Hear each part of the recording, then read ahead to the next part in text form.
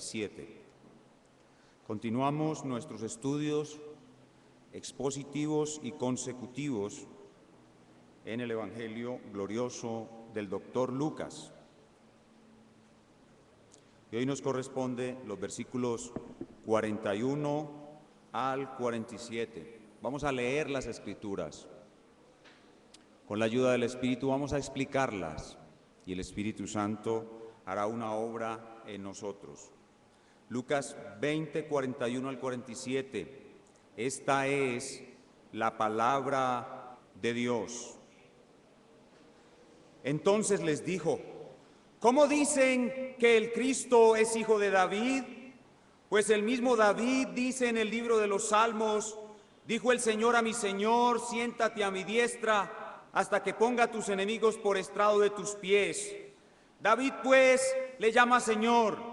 ¿Cómo entonces es su hijo? Y oyéndole todo el pueblo, dijo a sus discípulos: guardaos de los escribas, que gustan de andar con ropas largas y aman las salutaciones en las plazas y las primeras sillas en las sinagogas y los primeros asientos en las cenas, que devoran las casas de las viudas y por pretexto hacen largas oraciones.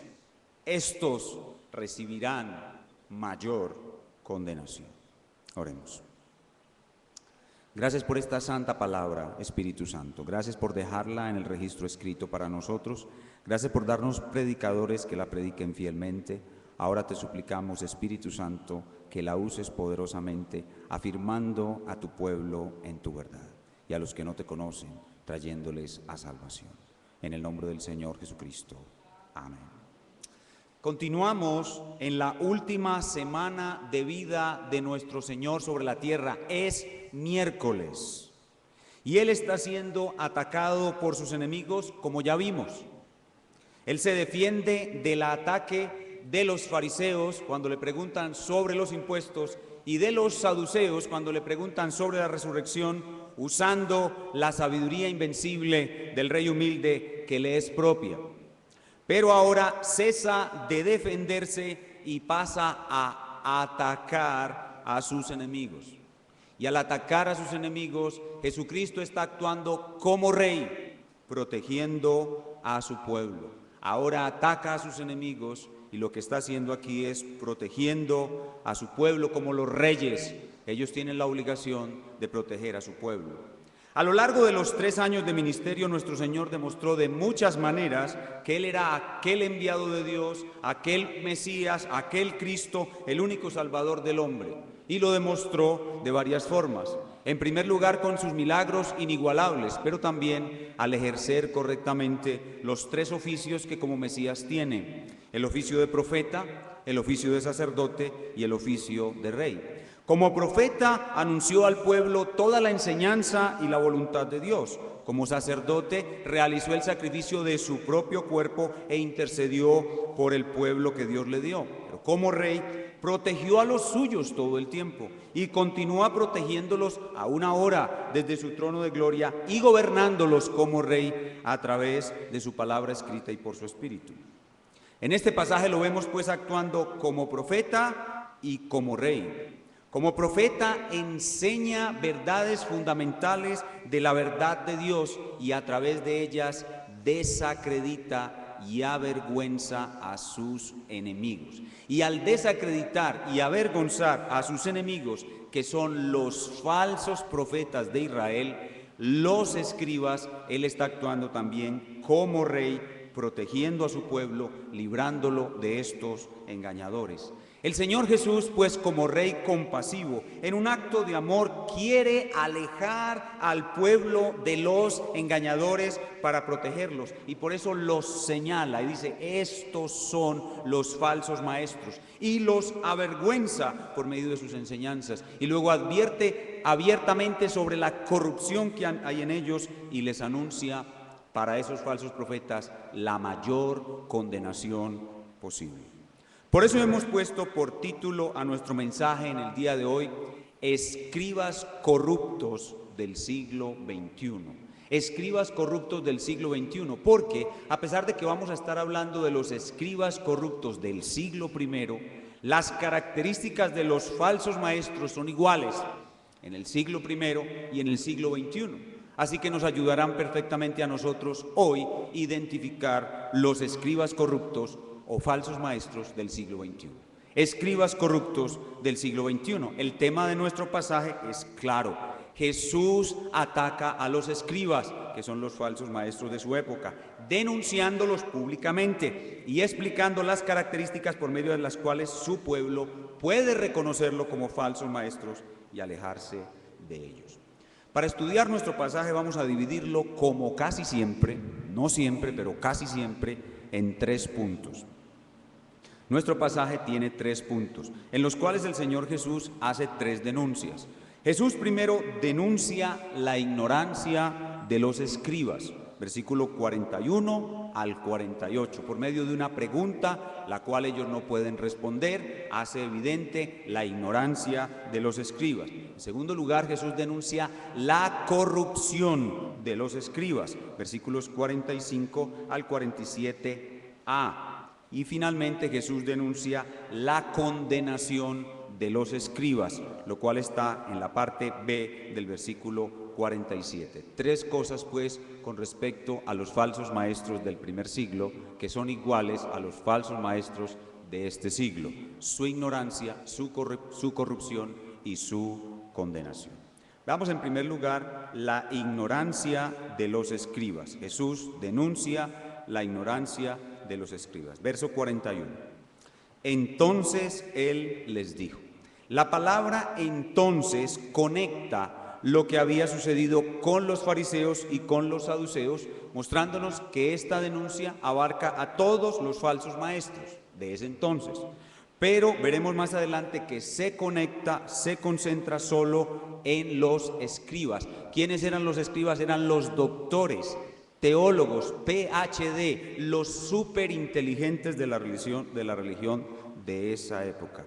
A esos, verso 41 dice la primera frase, él les dijo a los escribas, y aquí hay que anotar algo interesante, y es que esos mismos escribas, esos altos doctores, habían acabado de elogiarlo.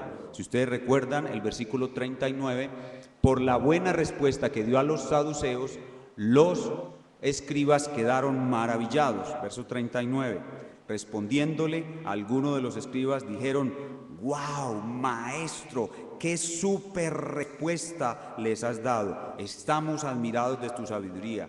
Bien has dicho. Pero como hemos visto antes, los verdaderos profetas de Dios, y mucho menos el Cristo, no recibe elogios de nadie. Y pasa entonces a avergonzarlos por su ignorancia y a descubrirlos como falsos maestros por medio de una pregunta. En Mateo capítulo 22, verso 42, que es un pasaje paralelo, se nos muestra que antes de hacer la pregunta que está aquí en Lucas, él les hizo una pregunta introductoria. Les preguntó diciendo, ¿de quién es hijo el Cristo? Y ellos respondieron, de David.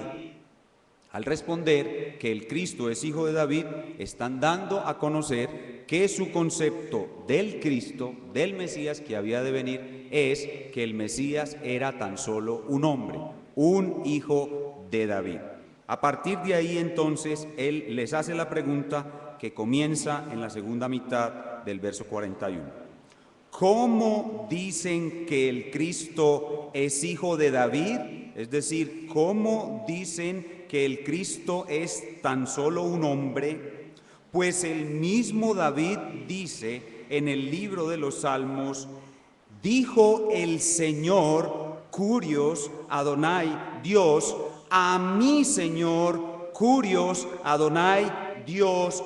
Dios le dice a Dios, siéntate a mi diestra hasta que ponga a tus enemigos por estrado de tus pies. David, pues, el que es su padre, el que lo engendró, le llama Señor. ¿Cómo entonces es su hijo? Absoluto silencio. Los escribas no pueden responder a esta pregunta. Y lo que el Señor quiere mostrar aquí es que ellos nunca entendieron dos verdades fundamentales de la revelación del verdadero Dios, que para usted y para mí son dos verdades que podemos creer con fortaleza por la fe. No las podemos entender plenamente, pero las podemos declarar y las podemos creer con nuestra fe, que son la doctrina de la Trinidad y la doctrina de Cristo, la cual llamamos unión hipostática. ¿A qué nos referimos con la unión hipostática en Cristo? A que Cristo es 100% Dios, nunca ha dejado de ser Dios, y 100% hombre. Siempre ha sido y será hombre. Cristo tiene en sí mismo dos naturalezas perfectas que no se mezclan, que no se confunden, que no se alteran la una con la otra, y sin embargo Él es una sola persona. Y eso es lo que se conoce como unión hipostática. Y estas dos doctrinas, solamente la comprensión de estas dos doctrinas permite darle una respuesta a la pregunta del Señor, porque nos deja ver cómo el Cristo puede ser como hombre, hijo de David, y como Dios, Señor, Kurios, Adonai, o Dios de David. ¿Cómo es posible que siendo hombre, hijo de David, David lo llame Señor o Dios de David? Esa es en esencia la pregunta que le está haciendo. Los fariseos, los escribas, no podrían entender esto. Para ellos, lo que ellos razonarían sería algo así: ¿podría un rey humano tener un hijo que creciera y se hiciera rey superando a su propio padre y llegara a ser rey sobre su propio padre? Para una mente carnal esto era imposible.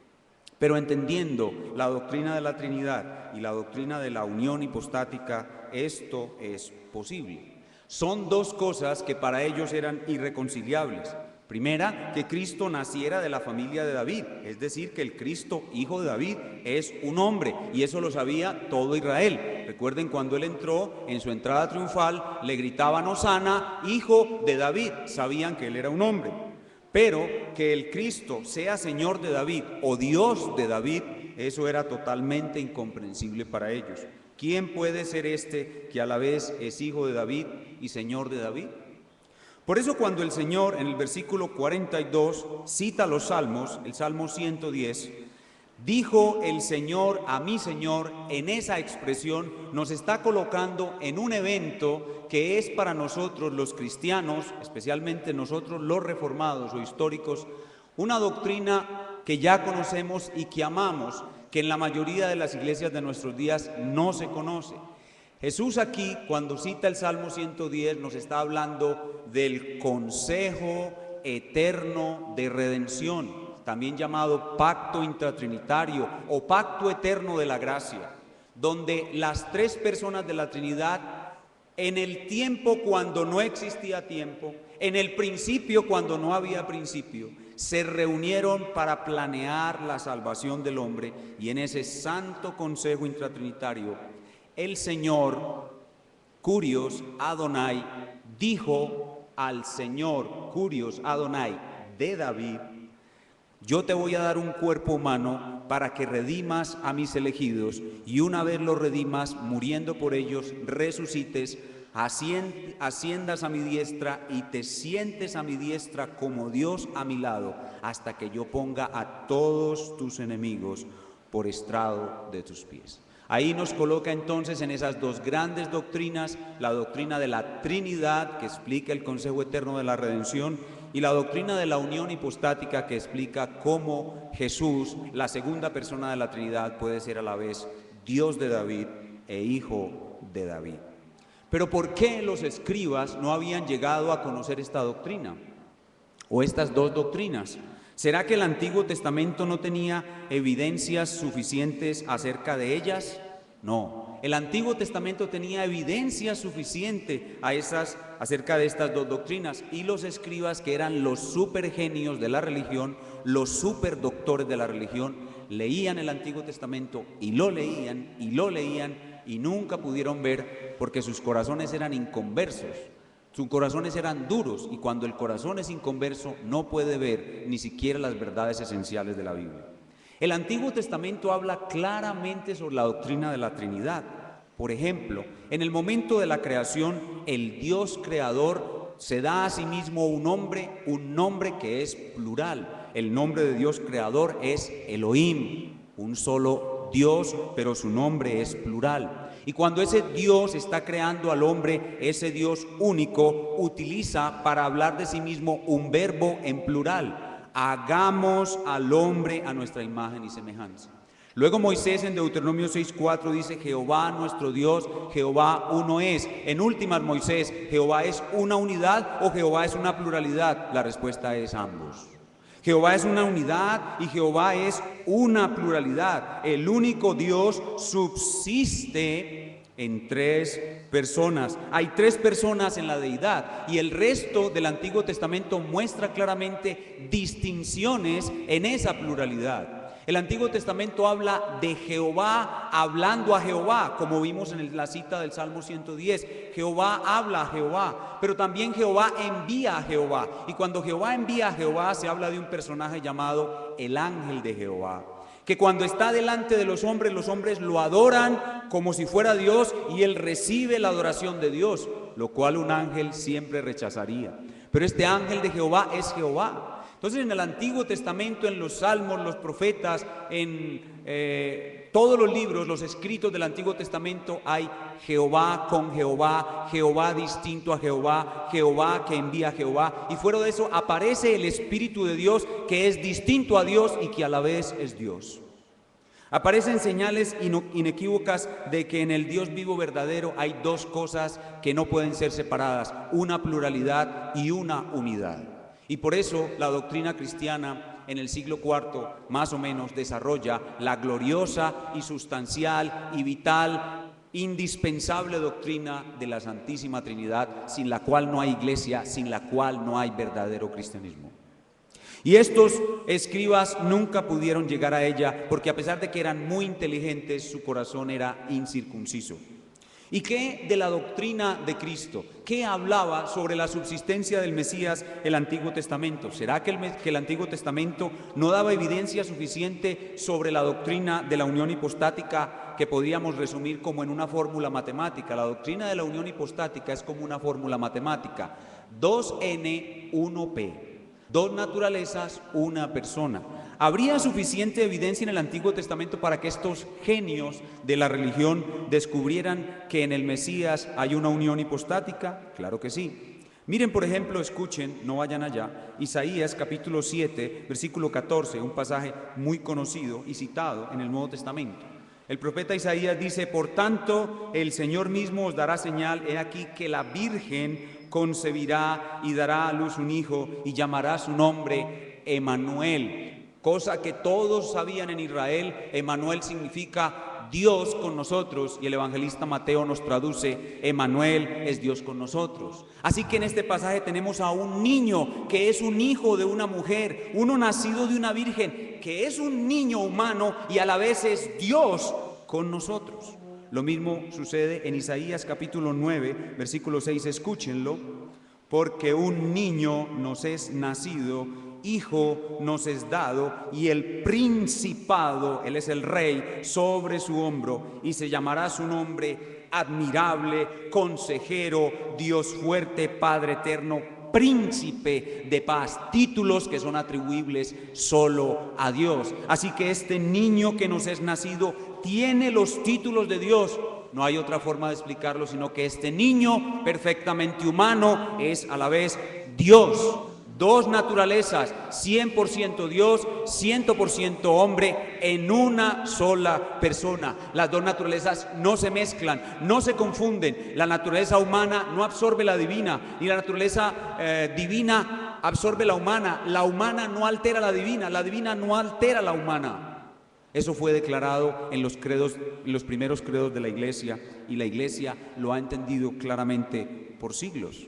Entonces, la pregunta que Jesús hace a los escribas se resuelve sabiendo que Dios es trino y que en Cristo hay una unión hipostática. Y el más pequeño de nosotros sabe más que el más docto de los escribas. Por eso dice el Señor que el menor en el reino de Dios mayor es que Juan el Bautista. Porque cuando entendemos estas dos verdades que no son lógicas, pero nos son reveladas y dadas por fe, nosotros podemos responder la pregunta del Señor. ¿Cómo dice David, cómo llama David al que es su hijo Curios, Adonai o Dios? La respuesta es porque como Dios, segunda persona de la Trinidad, es Señor de David, y como hombre nació hijo de David. Así que los niños que están aquí en este salón esta mañana pueden responder la gran pregunta que los escribas indoctos de aquella época no pudieron responder. A ver, los niños, ¿cómo definimos a Dios? Niños, ¿cómo definimos a Dios? Un solo Dios que subsiste en tres personas, no que se manifiesta, eso es unitarismo, sino que subsiste. Niños, ¿cómo definimos a Dios? Un solo Dios que subsiste en tres personas. Y otra vez, niños, ¿cómo definimos a Cristo? Pastor, Cristo es totalmente Dios, totalmente hombre en una sola persona. ¿Cómo es Cristo, niños? Totalmente Dios, totalmente hombre en una sola persona. Así que los papás o las mamás esta tarde van a tomar cuenta de ese catecismo de dos preguntas a los niños en sus casas. Pídanles que repitan la respuesta y la memoricen, pero no les pidan que lo expliquen, porque ni ustedes siquiera, ni yo siquiera lo podemos explicar, porque estos son santísimos y altísimos misterios que pertenecen solo a la mente de nuestro Dios. Y aún con todo lo misteriosos que son absolutamente esenciales para la salvación. El único Dios subsiste en tres personas, el Cristo es 100% Dios, 100% hombre en una sola persona, y sin estas verdades no hay salvación, no hay verdadero conocimiento de Dios, no hay cristianismo, y los escribas, los doctores más ilustres de su época, ahora lucen totalmente incompetentes como maestros. Su obligación era llevar al pueblo de Israel al Cristo, pero ¿cómo podrían llevarlos a alguien que ellos mismos no podían reconocer? Y no lo pudieron reconocer por su pecado, porque nunca quisieron arrepentirse, porque no quisieron ir al bautismo de Juan, cuando Juan era parecido a los predicadores de hoy en día. En cierta forma Juan se parecía, porque los predicadores de hoy en día le dicen a la gente inconversa: Dios te ama, tú eres un hijo maravilloso de Dios y Dios te ama y envió a Jesús a morir por ti. Juan era tierno, cariñoso y amoroso con estos escribas, y ellos no quisieron ir a la amonestación de Juan. Mentiras, que Juan les decía: generación de víboras. Juan era un excelente predicador reformado. Yo pretendo parecerme a él, a pesar de los regaños de mi pastor. Es la única manera como podemos llevar los pecadores a Cristo, si no les hablamos de su depravación. Pero estos hombres, por su depravación, se negaron a ir al bautismo de Juan, y por eso su mente estuvo enceguecida. Pero un niño de 7 años que se arrepienta de sus pecaditos, no de sus pecadotes, puede entender la doctrina de la Trinidad y puede creer la doctrina de la Trinidad y la unión hipostática y ser más docto que un escriba corrupto del siglo I. Este es pues nuestro primer punto. Jesús denuncia la ignorancia de los escribas. Pero ahora en nuestro segundo punto, y después de un silencio absoluto, allí no se escuchó ni una mosca, nadie se atrevió a responder la que para nosotros parece una pregunta sencilla. Jesús ahora pasa a mostrar no solo la ignorancia de esos escribas, sino que ellos son corruptos moralmente. Verso 45.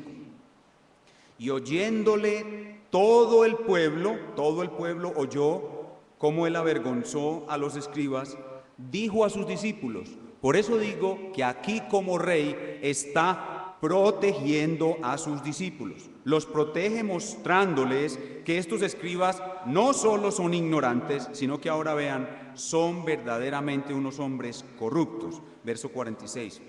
Guardaos de los escribas, porque ellos son unos hipócritas de la religión, que gustan de andar con ropas largas, usan unos atuendos que los distinguen como personas religiosas y aman las salutaciones en las plazas, que cuando los vean en las calles le digan rabí, máximo maestro, y las primeras sillas en las sinagogas, utilizan las sillas de honor en las reuniones religiosas y los primeros asientos en las cenas.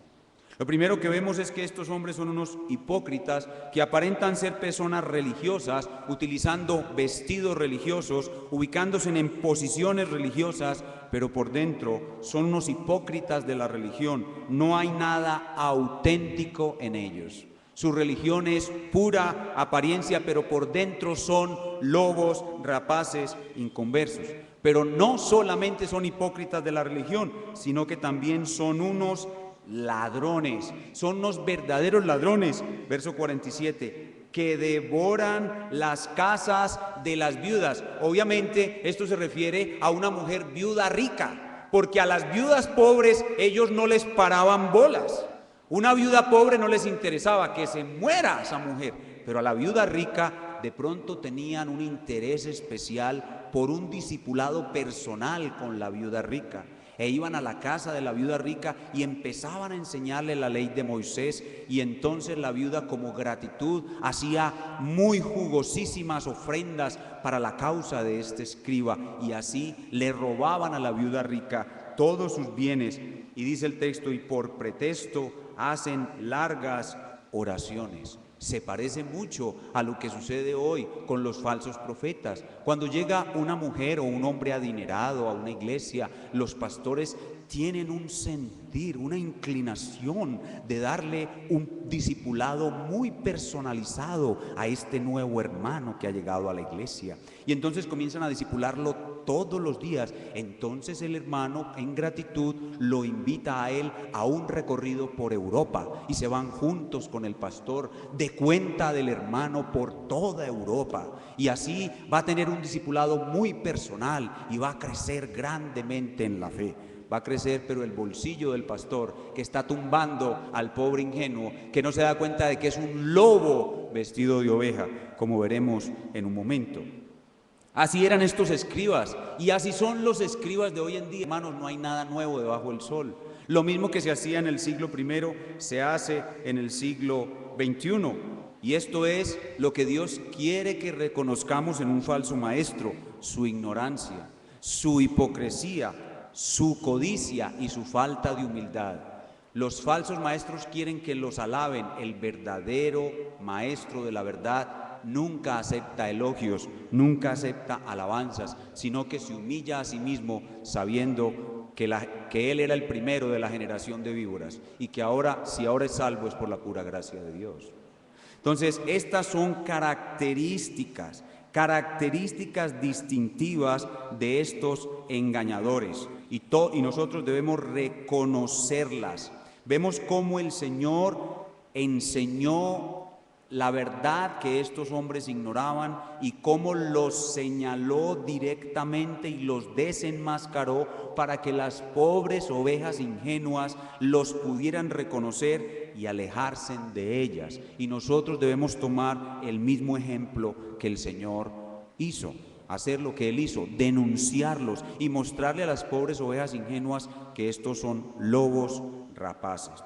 Ya vimos en el primer punto entonces la ignorancia de los escribas, vimos en el segundo punto la corrupción de los escribas, y ahora finalmente y brevemente Jesús no termina hasta denunciar la condenación de los escribas, la cual, por ser maestros engañosos de la religión, va a ser mayor que la que todos los demás. Verso 47 en su última frase: estos, o sea, estos ignorantes, hipócritas, orgullosos y ladrones que usan la religión como instrumento de robo, estos recibirán mayor condenación. Y esa expresión mayor condenación indica claramente que habrán grados de castigo en el infierno.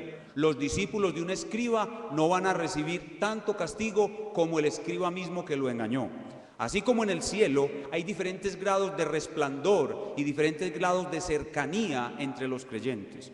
Cuando nosotros resucitemos, no todos tendremos la misma resurrección. Algunos resucitarán con mayor resplandor que otros.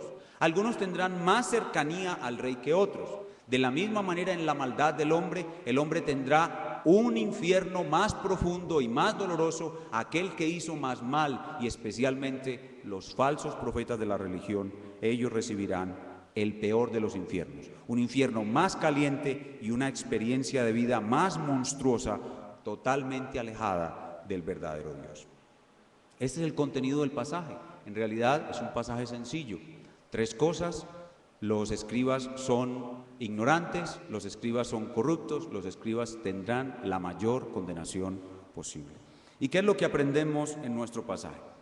Lo primero que vemos en nuestro pasaje es que el hombre inconverso, por inteligente que sea, jamás podrá llegar a entender las verdades fundamentales de la Trinidad y la unión hipostática. Hermano, si usted cree la doctrina de la Trinidad y la unión hipostática, no es porque usted fue inteligente, es porque Dios en gracia se lo otorgó, no por la inteligencia. El hombre en su depravación jamás podrá creer y abrazar estos misterios.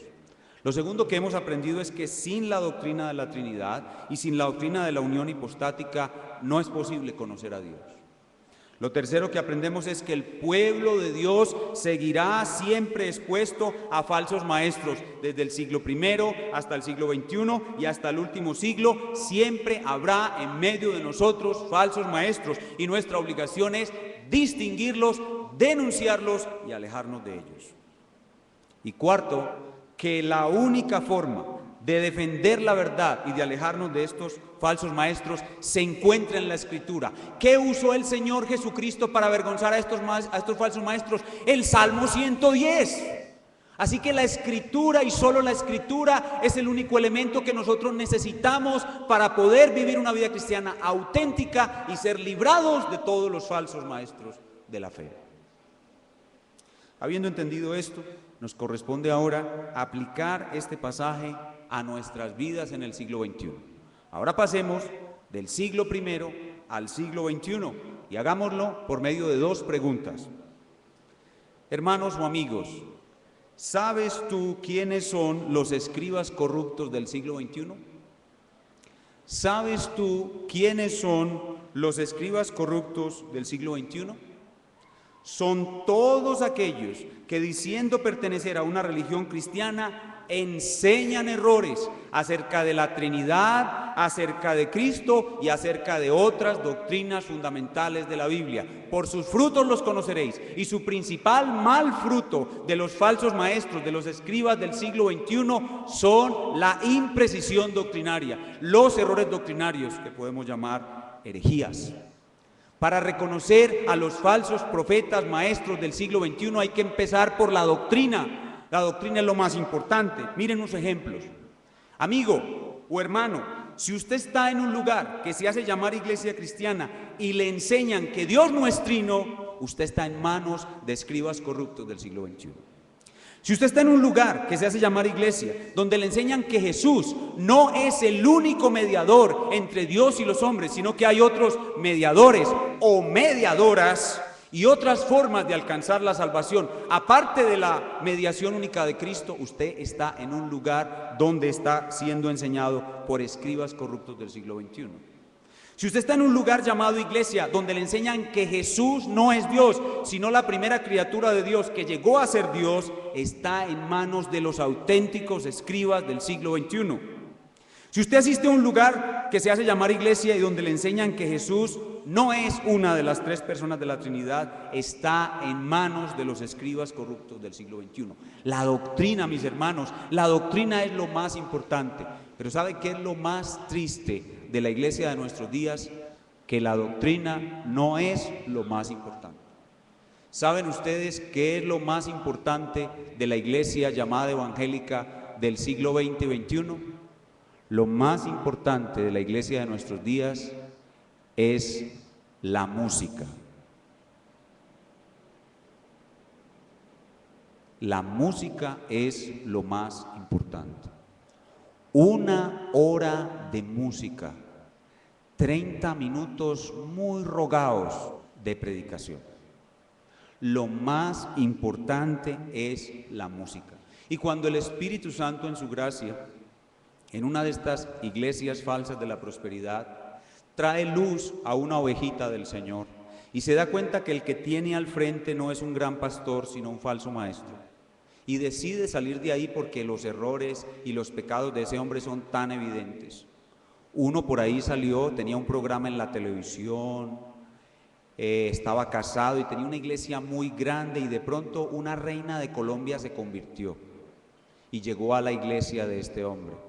Y él le dijo a la congregación: tengo una palabra de Dios para ustedes. El Señor me ha mostrado que mi ciclo con mi esposa ha terminado y ahora debo empezar un nuevo ciclo con la que va a ser la reina de esta iglesia. Y así abandona a su esposa y se casa con la reina, y ahora hacen el programa de televisión juntos, todavía está en la televisión. Y alguna ovejita que ve esto dice: no, este hombre no puede ser de Dios, me voy a salir de esta iglesia, y empieza su periplo, su dolorosa peregrinación de iglesia en iglesia. Pero ¿saben qué es lo que más le interesa a esa ovejita? Esa ovejita llega a una iglesia muy grande y el grupo de alabanza es impresionantemente bueno. Tienen una música espectacular y el cantante canta hermoso. ¡Qué papacito! Y ella se siente en el culto transportada al tercer cielo. Luego pasa el predicador, nada diferente al antiguo que había dejado. Lee un versículo de la Biblia y después se olvida por completo de ese versículo que leyó. Echa 2 o 3 chistes malos, 2 o 3 historias melodramáticas, pone a llorar a todo el mundo, enseguida hace pasar al frente a un poco de personas que les impone las manos y se caen al suelo, y todos dicen: este es el gran poder de Dios. Y ella dice: en esta iglesia me quedo, en esta iglesia siento al Espíritu Santo. Pero ¿sabe qué fue lo que más le hizo sentir al Espíritu Santo? La música. La música. En cambio, viene por casualidad alguna amiga que está orando por ella, la invita a una iglesia de la Reforma y llega aquí y escucha cantar 2, 3 himnos, y ella se los aguanta por dentro, no quiere, no como que le cuadran esos himnos, y enseguida pasa un pastor que coge un texto, lee el texto, explica el texto, aplica el texto y predica con rayos y centellas, y la tierra y los corazones tiemblan. Y ella dice: ay, sí, qué pastor para predicar. Ay, pero esa música tan horrible, eso parece un funeral, ahí no se mueve el Espíritu Santo. Lo importante para esa pobre ovejita no es la doctrina, sino la música. Y esa es la realidad de la iglesia de nuestro tiempo.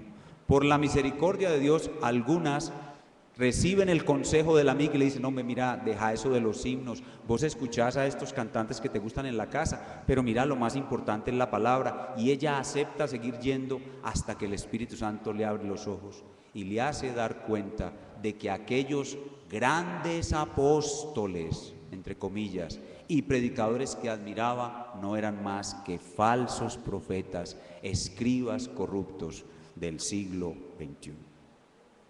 Y es que la iglesia de Jesucristo tiene que aprender muy bien a reconocer a todo tipo de falso maestro. Y hay 2 clases básicamente de falsos maestros. Está el lobo vestido de lobo y el lobo vestido de oveja. El lobo vestido de lobo es el falso profeta que es fácil de identificar.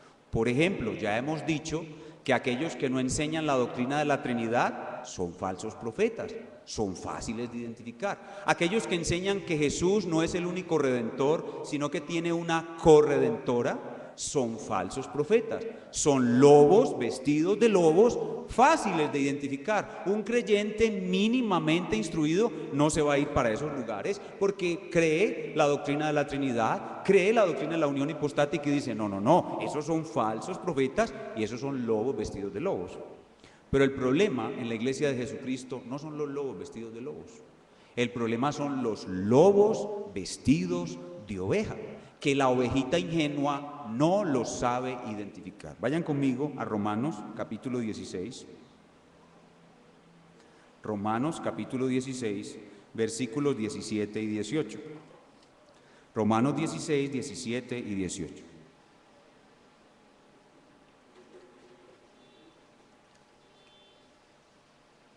Aquí vemos al apóstol Pablo en el mismo espíritu del Señor Jesucristo, ayudándonos a identificar los lobos vestidos de oveja del siglo XXI.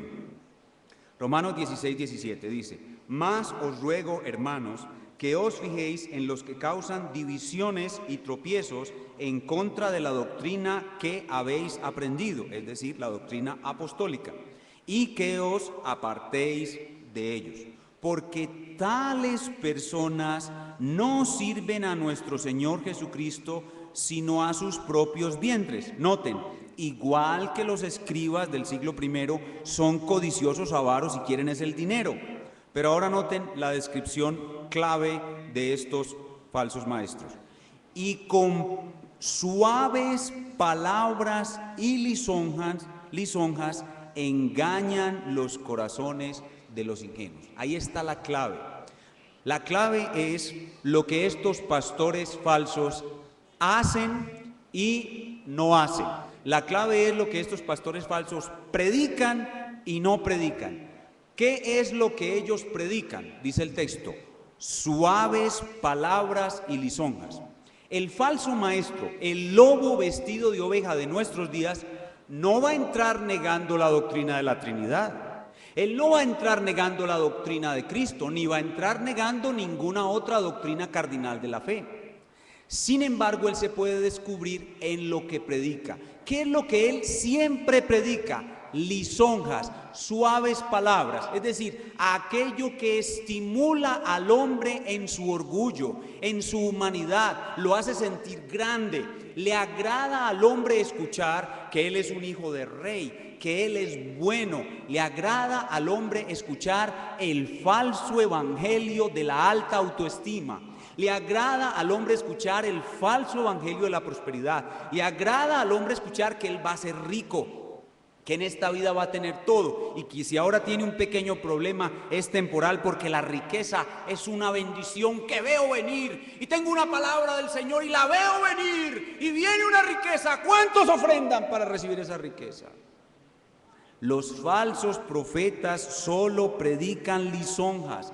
Con suaves palabras engañan, prometiendo a los corazones de los ingenuos aquello que no van a recibir. Pero el problema no está solamente en lo que predican, el principal problema está en lo que no predican. ¿Qué es lo que ellos no predican? Ellos no van a predicar absolutamente nada que haga sentir mal a su pueblo. Su consigna es predicar lisonjas, adulaciones, y solo lisonjas y adoraciones, para que todo el mundo se sienta bien en la iglesia, y sintiéndose bien, crean que están bien con Dios y crean que van a recibir la prosperidad de Dios. Por eso, para usted saber si su pastor es un falso profeta o un escriba corrupto del siglo XXI, pregúntese cuántas veces su pastor predica sobre el arrepentimiento, llamando las almas al arrepentimiento. Pregúntese cuántas veces su pastor predica sobre la depravación total humana,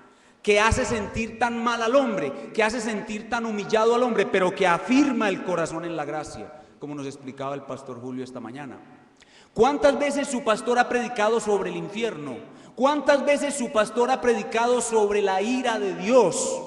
En vez de eso, se encuentran dos hermanos en una librería y le dice el uno al otro: estamos tan felices con nuestro pastor, porque nuestro pastor ahora solo predica del amor y el perdón de Dios. Y es que, hermano, uno toda la semana con problemas en la casa, problemas en el trabajo, problemas con el pecado que ya uno tiene, para uno llegar a la iglesia, para que le digan que usted es un pecador, una rata y un pecador. No. Por eso nuestro pastor ha decidido predicar solo del amor, solo del perdón. Y nuestra iglesia se llama Iglesia Dios es amor arriba, Dios es amor abajo, Dios es amor a la derecha, Dios es amor a la izquierda, Dios es amor a todo nuestro alrededor. Ese es un falso maestro. Ese es un falso profeta, ese es un cobarde que no se atreve a predicar a Cristo y a este crucificado. Predicar a Cristo crucificado significa humillar al hombre para que le pueda ser necesaria la obra de la cruz. Pero si usted no humilla al hombre, si usted no le muestra al hombre su corrupción, su depravación, él no va a entrar de rodillas al reino de Dios, sino riéndose. soy bueno, soy lindo, Dios me ama y tiene un plan maravilloso para mí. No, los pecadores entran humillados y llorando al reino de Dios. De lo contrario, son falsos positivos.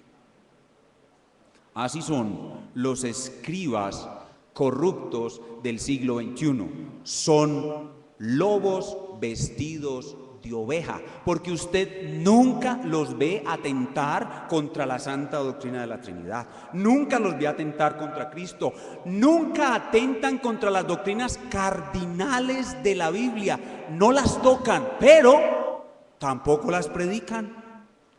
Y sí introducen cosas en la iglesia que pueden ser muy peligrosas y desviar a la iglesia, como por ejemplo el uso de profecías para conocer supuestamente la voluntad de Dios. Y ahora están de moda y tenemos en este siglo la honrosa vergüenza de decir que no solamente tenemos falsos profetas, sino que ahora para colmo tenemos también falsas profetisas.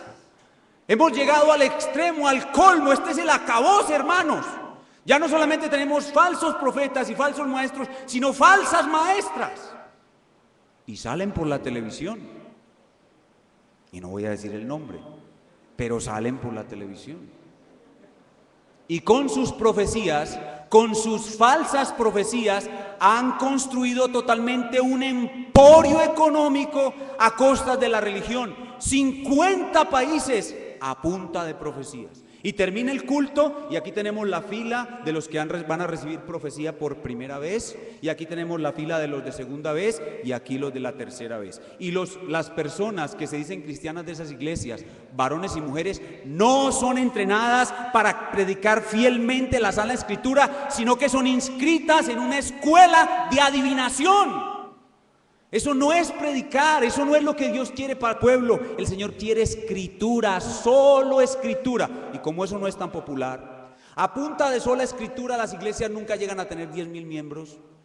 Y los pastores, pues, si nos quieren todo el tiempo que los estamos humillando con la doctrina de la depravación humana, es verdaderamente por la gracia de Dios. Pero a ellos los quieren porque les dicen el futuro, les dicen de qué se van a morir. Pasa la niña a que le den profecía y le dice el profeta: el esposo que estás esperando está a punto de llegar. Y dice: ay, ¿qué será? Yo soy casada hace 15 años, pero bueno, si él dice que el esposo está a punto de llegar, pues eso es palabra de Dios, ¿o no? Ay, no, yo voy a orar más bien porque, bueno. Y tienes viaje para España y esas profecías parecen un horóscopo. Son iguales al horóscopo. Esos son los escribas corruptos del siglo XXI.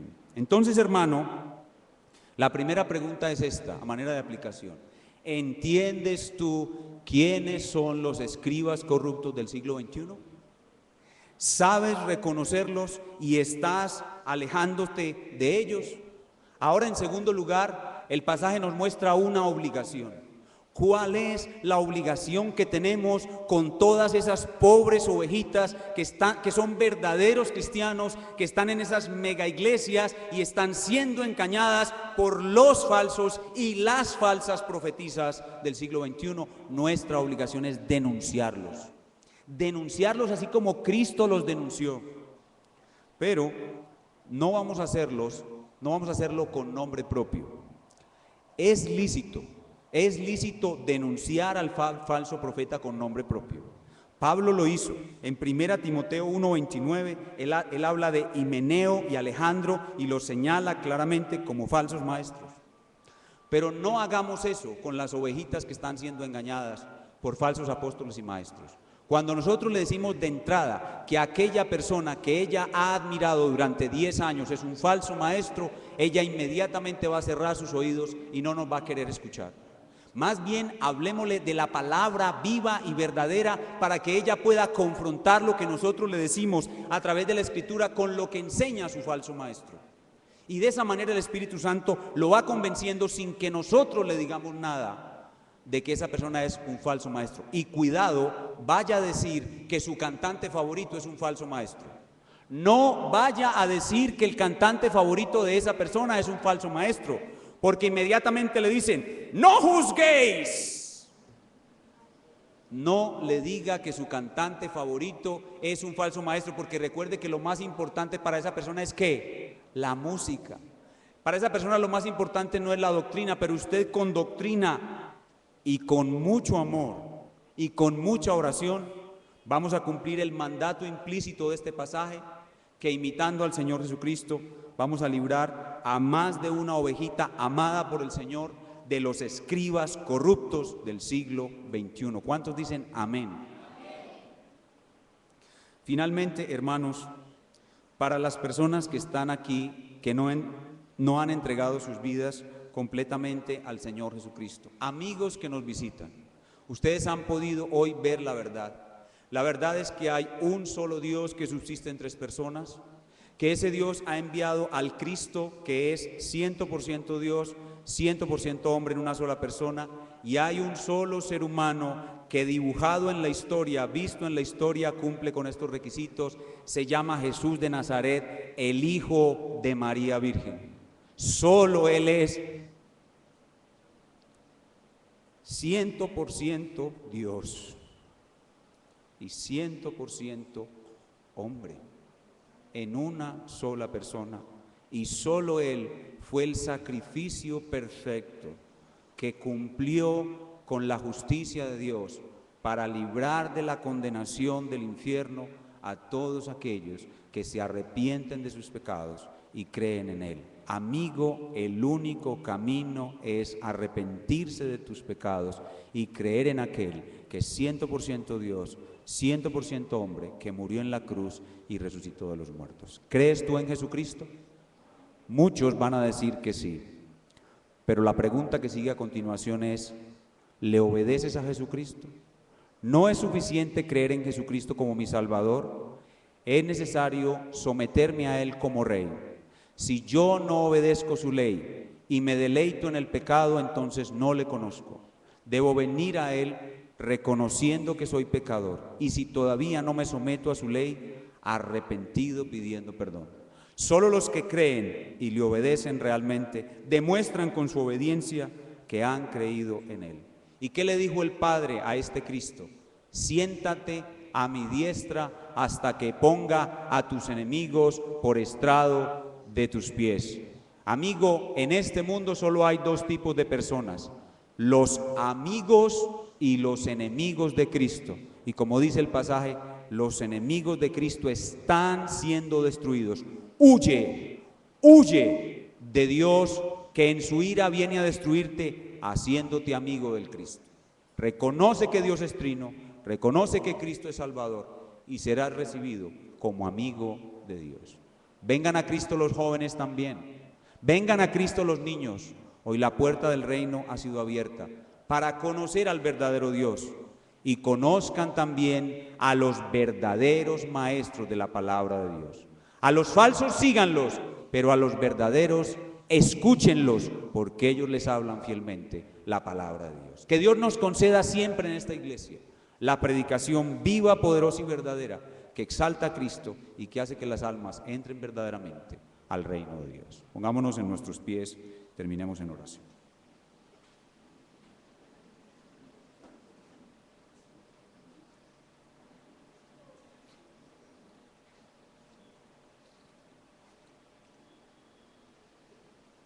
Señor, gracias por esta clarísima palabra del día de hoy, clara en su enseñanza, aunque profunda e inescrutable en sus misterios. Gracias por mostrarte hoy a nosotros como el Dios Trino. Hoy creemos y reconocemos solo un Dios, el Dios Trino. Y gracias por mostrarnos a nuestro Salvador, el único Mesías, el verdadero Dios, verdadero hombre en una persona, a quien reconocemos como nuestro Señor y nuestro Salvador para siempre. Gracias porque hoy hemos podido ver su amor protector como Rey al proteger a su pueblo de los falsos maestros, cómo Él los ha denunciado en su ignorancia, en su corrupción y en su condenación, y nos da elementos fundamentales para poder nosotros en nuestro tiempo también diferenciar a los falsos maestros. Gracias por mostrarnos que es un lobo vestido de lobo, y gracias por mostrarnos que es un lobo vestido de oveja, y darnos la capacidad para diferenciarlos y alejarnos de ellos. Permítenos cumplir con el mandato implícito en este pasaje de no solamente ir a buscar las almas perdidas, predicándoles el glorioso evangelio, sino también protegiendo y cuidando a los pequeñitos ingenuos que todavía se dejan engañar por falsos apóstoles y profetizas o falsas apóstolas y maestras que engañan a los ingenuos, predicando lisonjas y apartándose del verdadero evangelio de la gracia de Dios. Gracias porque nos das en nuestra iglesia pastores íntegros que predican con verdad y sin codicia de bienes materiales, hombres que se humillan, mortifican su orgullo para ser humildes y se preocupan más por las viudas pobres que por cualquier cosa. Gracias te damos, Señor, por tu palabra en nuestros corazones esta mañana, esta tarde. Y gracias por las personas que están aquí, que vienen por primera vez. Algunos son cristianos y vienen precisamente huyendo del evangelio falso del siglo XXI. Permite que ellos reconozcan la verdadera iglesia de Cristo y puedan quedarse en ella para su nutrición y crecimiento. Las personas que vienen por primera vez, nuestros niños y nuestros jóvenes, hayan visto hoy al Dios Trino y a su Cristo en toda su majestad y por fin rindan sus corazones a Él en total sometimiento, en arrepentimiento y fe. Ahora queremos reaccionar a la palabra leída, predicada y explicada con cánticos. Cánticos que realmente contengan una letra profunda, bíblica y una música discreta, una música que tan solo acompañe la letra y que realmente